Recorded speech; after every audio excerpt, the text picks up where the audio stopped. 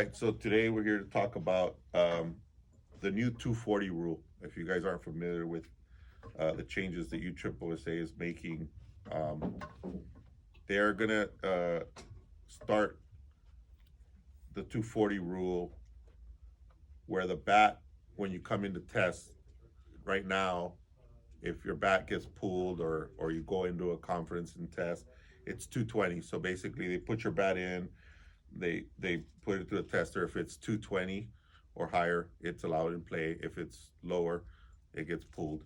Um, and the reason I want to talk about 240 is because what I've been noticing is a lot of the manufacturers are sending these bats out now, and the compression seems to be coming over 300.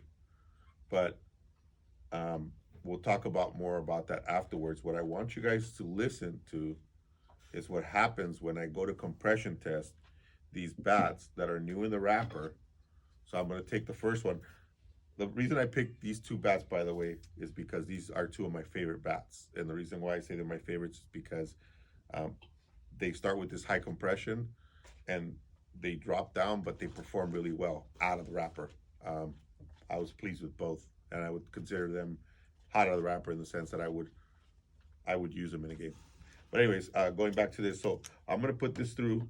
So this is the way when they test them at the fields or tournaments, whatever you want to call it.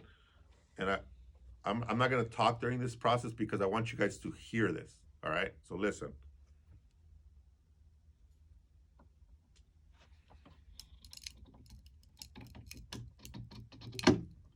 I don't know if you guys could hear that crackling sound, but it almost sounds like these walls. There was a wall put on the outside that's hyper thin that starts to crumble. Now, this bat, the compression on this bat is 350. Um, Look at that, 350. All right, that's what it says. Now, I'll take this one off. I'll put my gamer in there. Okay, this one's used. This was, probably got 100, swings on it, roughly, with BP and whatever light games it has seen. I don't play much anymore, but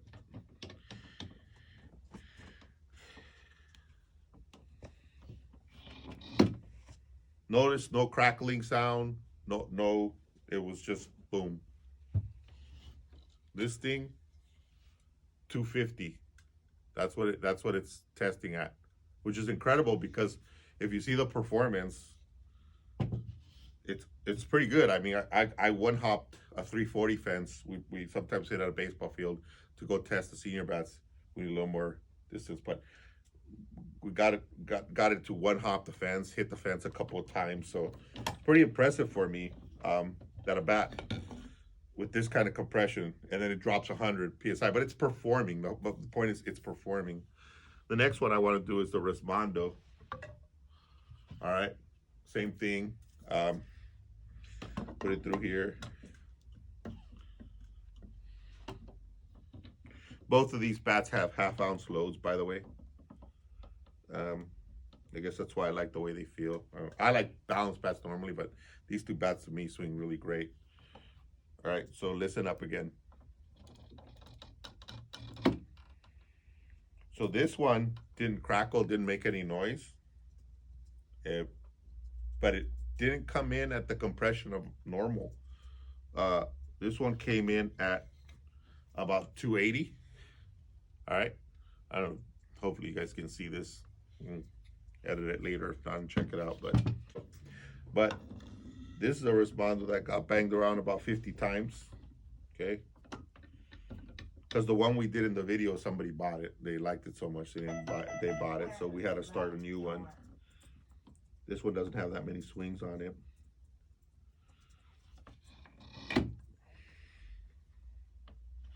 Again, we're at about the 250 mark. All right. So what I'm noticing about these bats is that a lot of these bats that they're making, and you guys gotta understand that some of the testing that I've done is more extensive than what we're discussing right here. we beat up some bats. We pulled 400 or 500 swings on them, and then, you know, we're trying to see where the compression drops on these bats.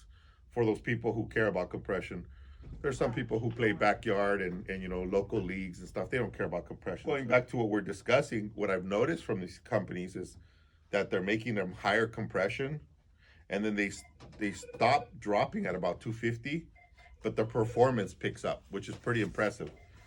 And I think it's going towards that. A lot of companies now are trying to kind of find that fine line where the bat gets hot and doesn't violate the 240 rule.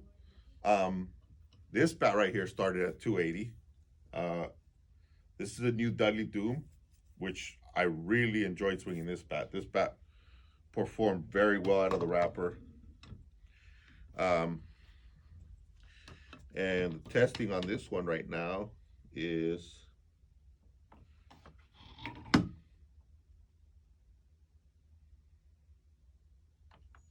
barely passing.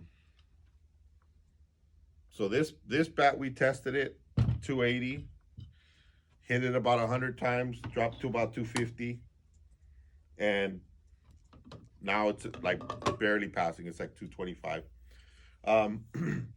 I think what these manufacturers, not Dudley, because Dudley's kind of new to the UTRIP scene, though they have a person who's involved with their makeup now. His name is Tim Lord. He's the one who's leading it up. He's in charge of the bats, and he has a lot of experience. He had a lot of years with Worth, so he knows what he's doing. But what I think these manufacturers are going to start doing now is trying to kind of start the compression really high. I've seen some videos of people talking about the DeMarini, like they can't even test it because the chart is so high. But that doesn't really mean anything. It's almost like they're doing it for testing purposes, and then the bat will come down to its normal performance, which it looks like it's peaking at 250. A lot of these bats are at 250 is the peak point where they start to perform. But then if we have that 240 rule, then you guys ask yourself how much that 10 psi is going to last you. So are we back to the same thing where now we're using a harder ball, right? It's Pro M 44-375. We have some U-Test balls, which if you guys would like to see some of those balls, you guys come down to the store and buy some and test for yourself. The UTRIP's been doing this U-Test ball for a while now, and we bought some so that we could compare to our 240 bat we're going to be putting out. Our 240 bat starts at about 300, 305, something like that, and it stays at about 280 and then it drops to about 250, and it lasts probably about 300-400 swings in compression, and then it drops out of compression, and you know, like all bats do, they after that, whatever. But it's going to be interesting to see how this plays out. And of course, this is my opinion, guys. I'm not telling you this is a fact. This is not what Easton's doing. This is what no. I'm just saying it's almost like people are flirting with the experiment of where we're going to be with this 240 rule, because if this is where we are, this is good news. This is great news, because 44-375 with these bats, you know, we've been testing with Classic M's, but 44-375 ball with these bats, I'm okay with it. I would tell you right now, guys, it's going to be a good thing.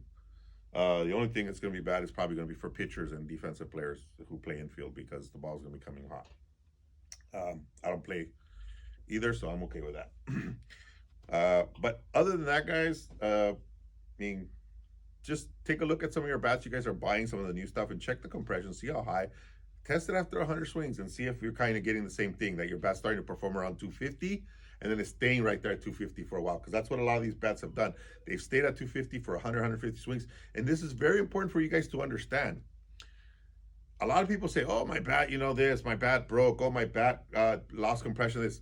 Ask yourself, if you use these in just tournaments, how long it would take for you to accumulate 100 swings in just playing tournaments.